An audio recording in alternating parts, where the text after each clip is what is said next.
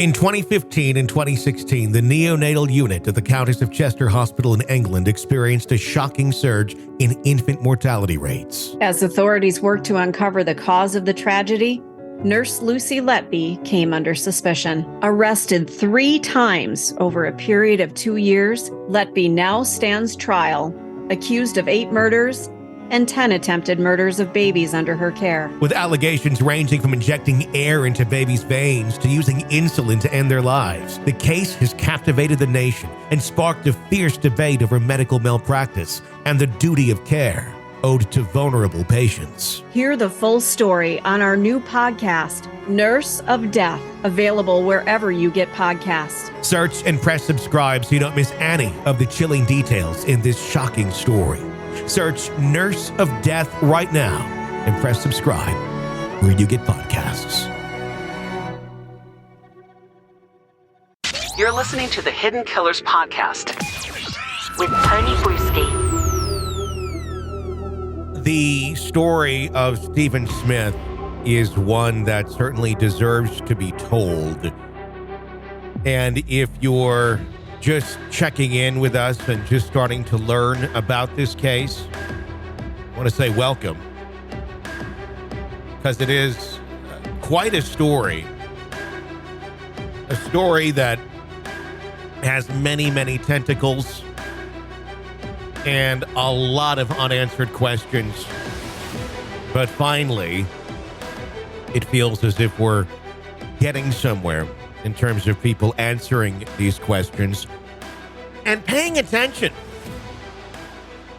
to a man who was murdered, not a hit and run, and all the obvious signs were there, but it seemed to have taken Alec Murdaugh's murdering of his wife and son to unrelated crimes, so to speak, for anyone to go and say, maybe we should look a little bit further into this. Now, I want to say this is not a piece where we're going to be accusing Buster Murdaugh of anything. He has flat out said, I had nothing to do with this.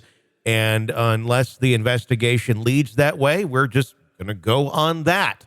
But investigations do tend to go in many directions, and they do sometimes go in directions of people who deny things. Take Alec Murdaugh, for example. Denied a lot of involvement in things, and then, look what happened there. But that is not what we are doing here. We're telling the story of Stephen Smith. We're going to talk about the complexities in this investigation and the connections that have been raised, both rumor and fact, in his death. So let's start there. Let's go back to that warm night on July 8th, 2015, when the tranquility of Sandy Run Road, which was near the Murdaugh estate, wasn't so tranquil. Stephen Smith, he was a young man with a bright future. He was found dead with a blunt force trauma injury to his head. Of course, no one could have known that this gruesome discovery would lead to a tangled web of suspicion, whispers, and a relentless pursuit of the truth. As the sun rose on that fateful day, Stephen's body lay motionless in the road, his injuries perplexing investigators at the scene. His torso untouched. No car parts found at the scene. Yet, the young man was believed to have walked 3 miles in the dark without using his phone, leaving his wallet behind in his car, and just hitting the road and going for a walk and getting hit. Yeah. Doesn't seem all that likely. Plus, there's no physical evidence of a actual hit and run. There's no evidence of him being hit by a vehicle. Stephen's mother, Sandy, could not fathom the idea of her son abandoning his wallet and his phone, wandering the roads, not even calling his sister, in the middle of the night. Not something Stephen did. Yet, investigators in South Carolina's Low Country, yes, also known as Murdaugh Country, initially ruled it as a hit and run. The case took a peculiar turn when highway patrol officers found inconsistencies with a road traffic accident, saying, yeah, I know locally you said it was a hit and run, but doesn't really look like that. We're going to mark it as unknown. How about that? Or hit and run. But we're not going to go into murder, even though it looked like a body was laying in the middle of the road. Did someone have some influence on that ruling? Someone that would not want an investigation done at the time of the crime, which may reveal evidence pointing in a specific direction to someone or multiple people who may be involved with murdering this young gay man in South Carolina's Low Country and leaving his body in the middle of the road? Would they want something covered up? Would they want this person just gone? So what they viewed as shame may not fall upon one's family. Many questions to be asked of not only just the prominent families in the area, or not just one single prominent family in the area. Oh no, there's multiple people who could possibly be involved in this case if, in fact, the motive for murdering Stephen was to avoid shame of alleged relationships that some would view as wrong or inappropriate because they were homosexual. Things run a little differently in South Carolina's Low Country and are obviously not quite as accepting as the rest of society. It took many years, but just this last week, Stephen's family announced the decision to exhume his body for a private autopsy, not really trusting the original one, after raising $60,000. Keep in mind, the original incident report painted a very chilling picture. Assistant Coroner Kelly Green showed photographs of the grisly scene, pointing to the entry point of a gunshot wound to the head and a defensive wound to the hand. The report also mentioned a hole in Stephen's skull above his right eye, contradicting the hit-and-run theory. But we don't want to talk about that. The whispers in the small town grew louder. Rumors of a connection between Stephen and powerful family circulated. Some even alleged that there may be someone involved there. Since that time, anyone alleged has vehemently denied those vicious rumors. Sandy Smith, who's Stephen's mother, said he was the victim of a hate crime, and the murder was covered up. Initially, investigators found no evidence of a vehicle accident, yet tips were pouring in,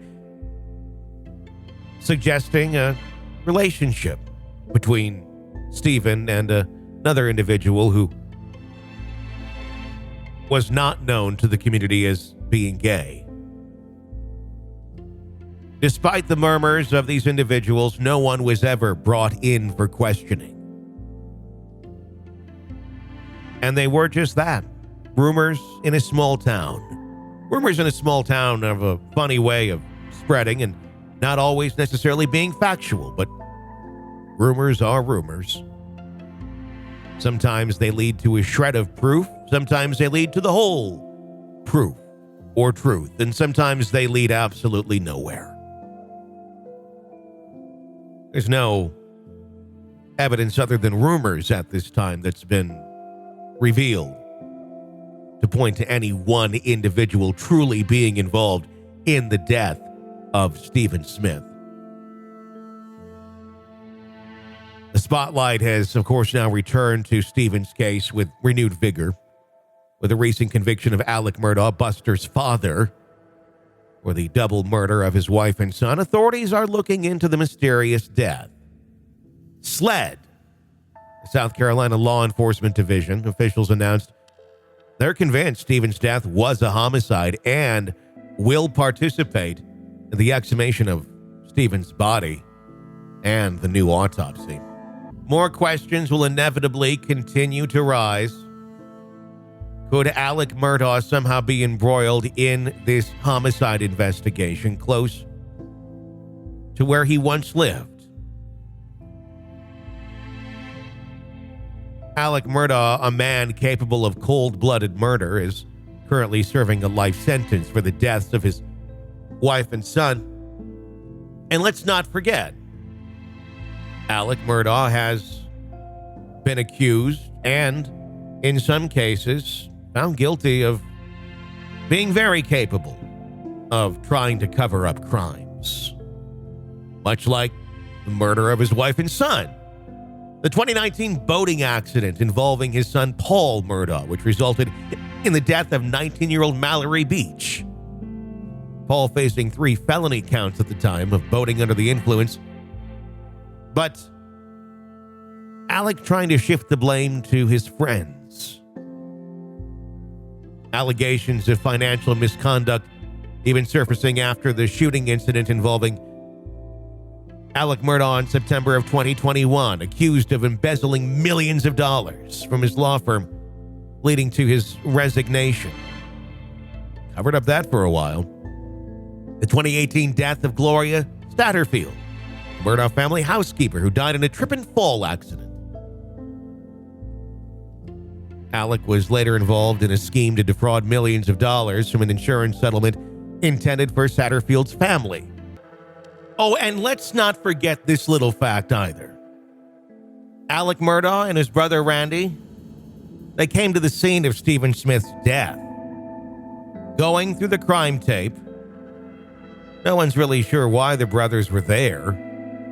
Inconsistencies in the initial investigation have left many wondering why his death was never investigated as a homicide, but Randy and Alec were in fact at the scene and taking pictures, and eventually being asked to leave.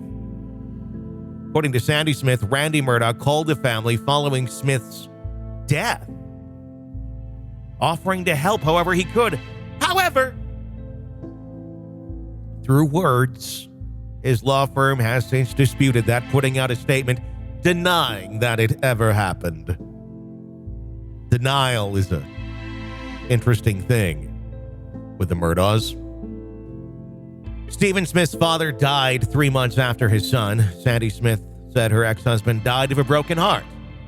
He also went to the grave believing that he knew who was involved in the murder of Stephen Smith. Will his beliefs be proven right, is the question, as the investigation begins to take full force. You're listening to the Hidden Killers podcast with Tony Bruschi. Thoughts? You can give them to us. We have a phone number for that, 888-5-KILLER, 888-554-5537 to weigh in on this or any case we are following for you. Be sure to press subscribe so you don't miss any breaking updates and discussion as we bring it to you right here. My name is Tony Bruschi. Stay with us.